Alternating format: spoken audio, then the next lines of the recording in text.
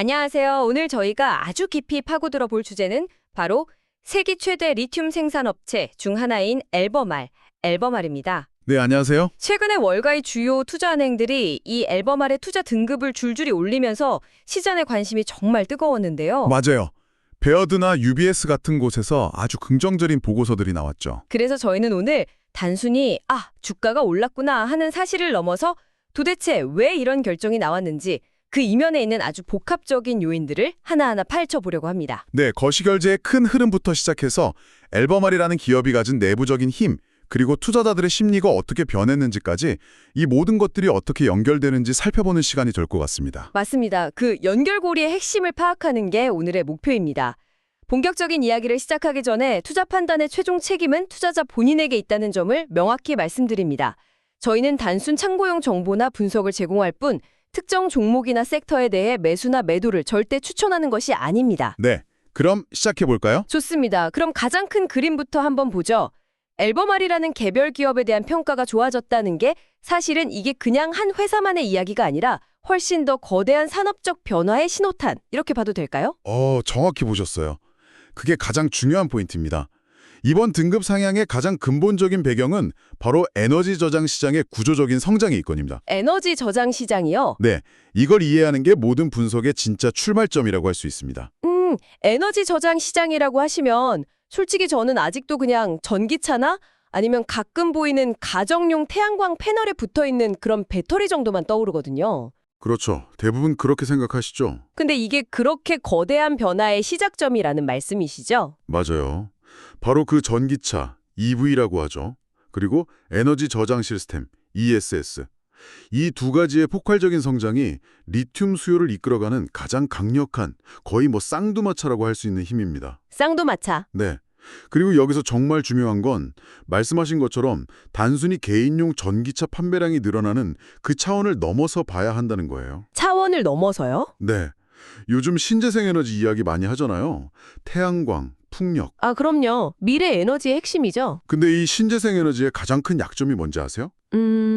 아무래도 날씨에 따라 발전량이 너무 들쭉날쭉하다는 거 아닐까요? 정확합니다. 바로 간헐성 문제죠. 해가 쨍쨍할 때나 바람이 세게 불 때는 전기가 남아도는데 밤이나 바람 없는 날에는 전기가 아예 없으니까요. 이걸 해결해 줄 수 있는 게 바로 대규모 ESS, 즉 에너지 저장 시스템입니다. 아하. 이걸 그냥 거대한 전기 창고라고 생각하시면 쉬워요.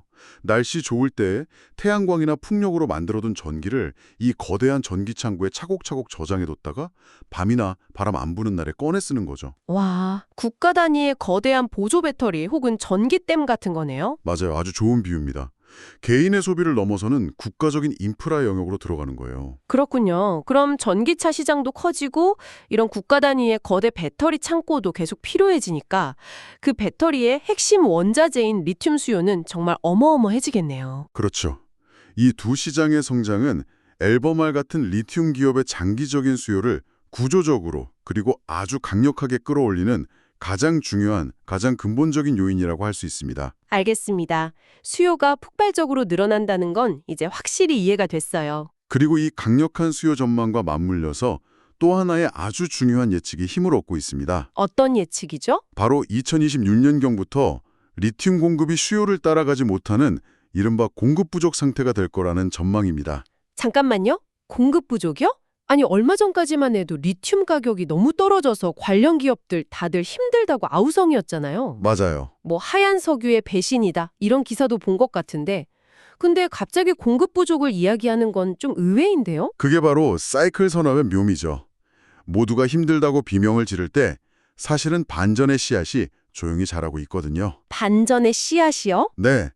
원자재 섹터 반석으로 아주 정평이 나 있는 베어드, 나모, 글로벌 투자은행인 UBS 같은 기관들이 공통적으로 지적한 부분이에요. 2026년쯤부터 리튬 시장이 수요에 비해 공급이 부족한 공급 부족, 영어로는 데비스시라고 하죠. 이 상태에 진입할 가능성을 매우 높게 보고 있습니다. 아니 수요가 늘 거라는 건 사실 모두가 아는 사실이잖아요. 그럼 당연히 공급 업체들도 생산을 늘릴 텐데 왜 공급이 그걸 못 따라갈 거라고 보는 거죠? 보통은 돈이 몰리면 생산 시설도 같이 막 늘어나지 않나요? 아주 예리하고 좋은 질문이에요. 그 질문에 대한 답이 바로 공급 부족을 예측하는 두 번째, 세 번째 이유와 연결됩니다. 아, 다른 이유들이 또 있군요. 네, 첫 번째 이유는 방금 말한 폭발적인 수요 증가고요. 두 번째 이유는 서구권의 신규 리튬 생산 시설 증설 속도가 생각보다 훨씬 더 더딥니다. 더디다고요? 왜요? 기술이 부족한 건 아닐 텐데요. 기술 문제가 아니에요. 예를 들어 칠레나 호주에 새로운 리튬 강산을 개발한다고 생각해 보세요. 일단 환경 영향 평가부터 받아야죠. 지역 주민들 동의도 얻어야죠. 인허가 절차도 복잡하죠. 아, 그런 행정적인 절차들이 있군요. 그렇죠. 이런 절차를 다 거쳐서 광산 하나 제대로 개발해서 리튬을 상업적으로 생산하기까지 보통 5년에서 길게는 10년이 걸립니다. 5년에서 10년이요. 와, 생각보다 엄청 오래 걸리네요. 맞아요. 수요는 지금 당장 내년, 내후년에 빠르게 늘어나는데 공급은 그렇게 빨리 따라올 수가 없는 구조적인 시간차, 즉 시차가 존재하는 거죠. 마치 수도꼭지를 튼다고 물이 콸콸 나오는 게 아닌 것과 같아요. 아, 광산을 파고 공장을 짓고 하는데 시간이 걸리니까요. 그 시차 때문에 병목 현상이 생기는 거군요. 바로 그겁니다.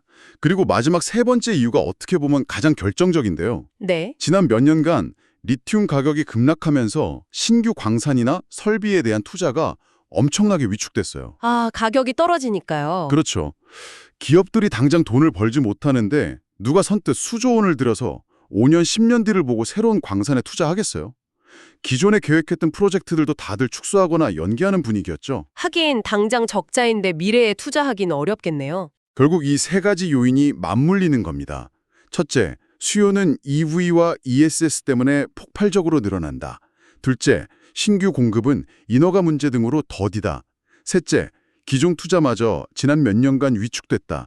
이 세 가지가 합쳐지면서 공급이 수요를 도저히 못 따라가는 시점이 온다는 겁니다. 수요는 폭발하는데 공급은 제자리 걸음이니까.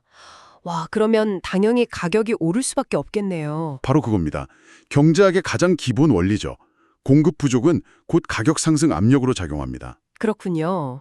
그리고 이게 딱 세 번째 거시적인 요인이랑 맞물리는 거예요. 세 번째 요인이요? 네, 바로 이제 이 지긋지긋한 원자재 하락 사이클도 바닥을 찍고 오를 때가 됐구나 하는 시장의 기대감 말이죠. 아, 사이클의 전환. 맞습니다.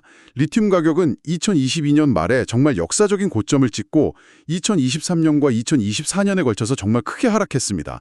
당연히 앨범알 같은 기업들의 실적과 주가에 엄청난 부담이었죠. 네, 맞아요. 그때 정말 힘들었죠. 이번 월가의 업그레이드는 바로 이 길고 길었던 하강 사이클이 드디어 바닥을 지나 상승으로 전환될 것이라는 시장의 기대감이 본격적으로 반영된 결과라고 볼 수 있는 겁니다. 자, 그럼 지금까지 정리해보면 거시적인 관점에서는 세 가지네요. 첫째, EV와 ESS 시장의 구조적인 성장. 둘째, 그로 인한 2026 리튬 공급 부족 전망. 그리고 셋째, 원자재 사이클의 반등 기대감. 이 거대한 파도가 오고 있다는 거군요. 완벽한 정리입니다. 근데요, 이런 거대한 파도가 온다고 해서 바다에 떠 있는 모든 배가 똑같이 앞으로 나아가는 건 아니잖아요. 어떤 배는 더 튼튼하고 엔진도 좋고 준비가 잘 되어 있겠죠. 그렇죠. 앨범알이 바로 그런 경우 같은데 이 회사가 가진 특별한 강점, 이 배만의 특별한 엔진은 대체 뭔가요? 비유가 아주 적절하네요. 앨범알은 어려운 시기를 그냥 버티기만 한 게 아니에요. 오히려 그 시기를 내실을 다지는 기회로 삼으면서 다가올 회복기를 철저히 준비했습니다. 내실을 다졌다. 네, 앨범알의 가장 큰 경쟁 우위는 바로 완전히 통합된 공급망, 즉 Fully Integrated Supply Chain을 갖고 있다는 점이에요. 완전히 통합된 공급망이라면 정확히 어떤 의미인가요? 그냥 공장이 여러 개 있다는 뜻인가요? 그보다 훨씬 깊은 의미입니다. 앨범알은 저기 칠레의 염호나 호주의 경암 같은 원료를 채굴하는 맨 처음 단계, 이걸 업스트림이라고 하거든요. 네, 업스트림. 거기서부터 시작해서 극해낸 원료를 가공하는 리튬 정제 플랜트, 즉 다운스트림까지 모든 과정을 직접 운영합니다. 아, 이게 왜 중요하냐면 이건 마치 농부가 직접 밭에서 밀을 재배해서 자기가 가진 방앗간에서 그걸 밀가루로 빻고 그 밀가루로 자기 빵집에서 빵까지 직접 구워서 파는 것과 같아요. 와, 비유가 정말 귀에 쏙쏙 들어오네요. 중간 상인이 끼어들 틈이 전혀 없겠어요. 바로 그겁니다. 중간 유통 마진이 없으니 이익이 극대화될 수밖에 없죠. 앞으로 리튬 가격이 오를 때 원료 채굴 단계에서 발생하는 마진과 그걸 정지해서 파는 단계의 마진을 앨범알은 모두 가져갈 수 있다는 거예요. 아, 그렇군요. 다른 회사들은 예를 들어 원료만 캐서 팔거나 아니면 원료를 비싸게 사와서 가공만 해야 하는데 앨범알은 그 모든 과정의 이익을 전부 흡수하는 거고요. 정확해요. 수익성뿐만 아니라 원가 통제나 공급 안정성 측면에서도 경쟁사 대비 비교할 수 없을 만큼 유리한 고지를 점하고 있는 겁니다. 이게 첫 번째 엔진이에요. 정말 강력한 엔진이네요. 그럼 두 번째 강점은 뭔가요? 두 번째 강점은 바로 철저한 비용 및 재무 관리 능력입니다. 비용 관리요? 네.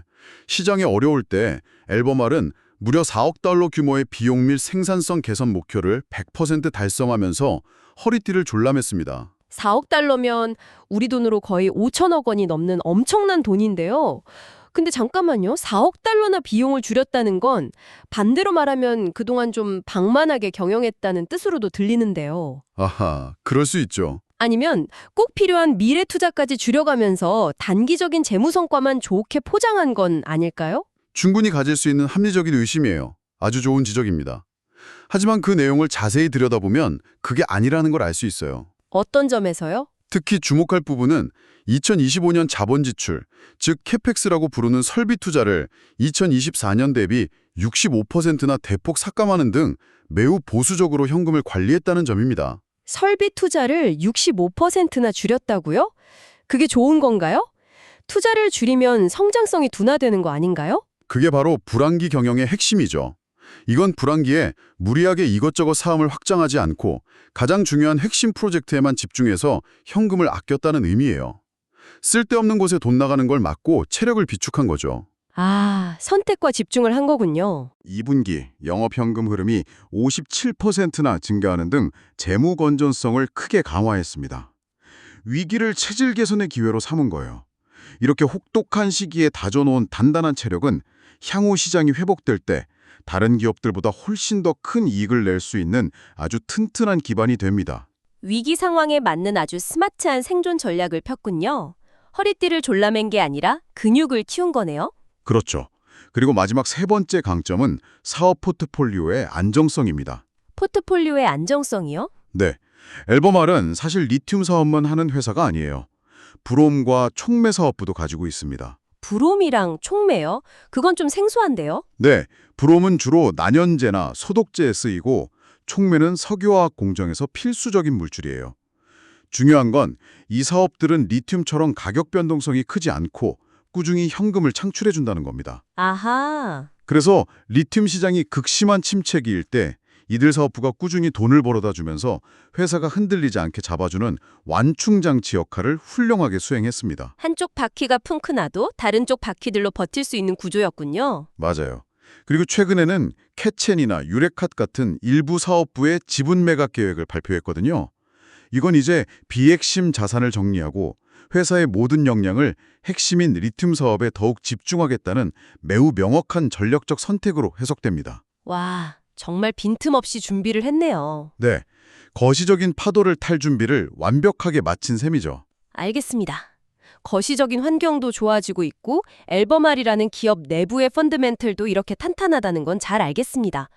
근데요, 이런 건 사실 아는 사람들은 다 알고 있었을 수도 있잖아요. 그렇죠. 그런데 왜 하필 지금 애널리스트들의 등급 상향이라는 이벤트가 터져 나온 걸까요? 이 이벤트가 구체적으로 투자자들의 심리를 어떻게 바꾸는 건지 그 메커니즘이 궁금해요.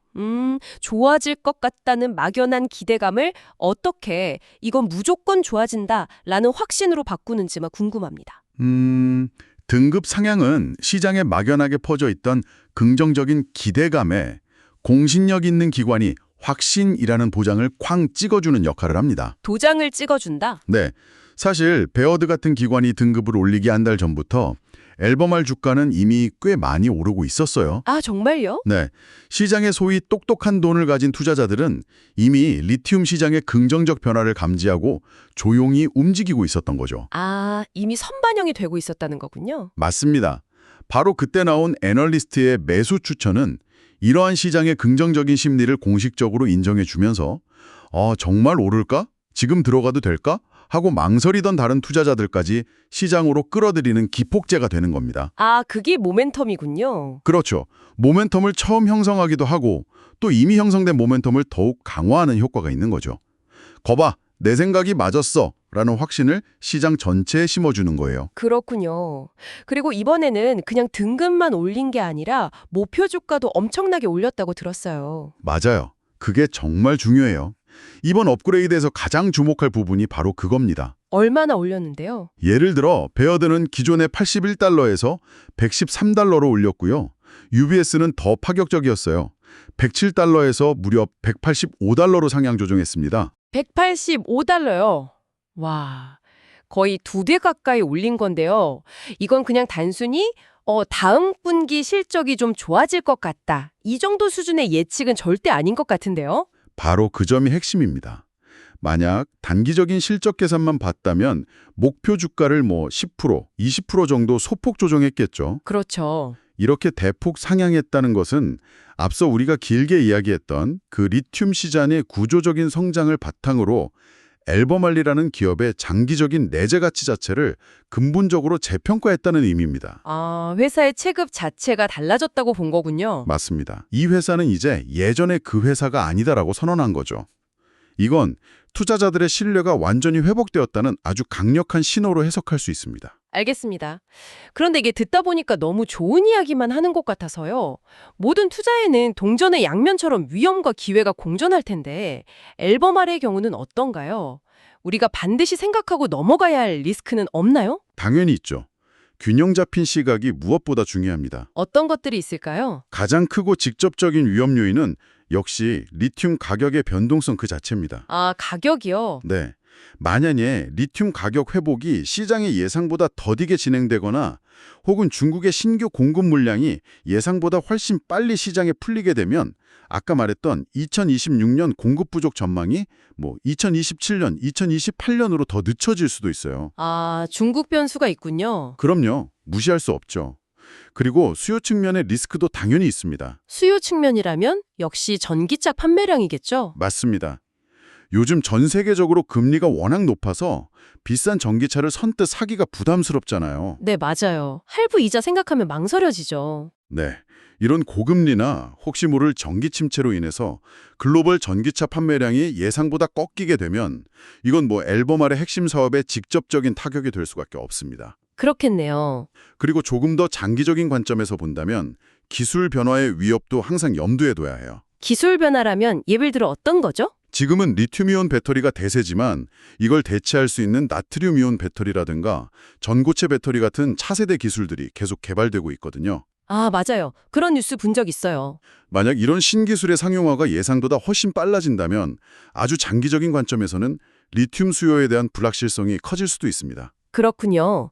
그럼 반대로 우리가 예상하지 못한 기회 요인, 그러니까 주가를 지금 예상보다 더 끌어올릴 만한 긍정적인 변수들도 있을까요? 충분히 있습니다. 어떤 게 있을까요? 대표적인 것이 바로 장기 공급 계약, 즉 LTA 재협상입니다. 장기 공급 계약 재협상이요? 네, 앨범알은 보통 자동차 회사나 배터리 회사들과 몇 년 단위의 장기 계약을 맺고 리튬을 공급하거든요.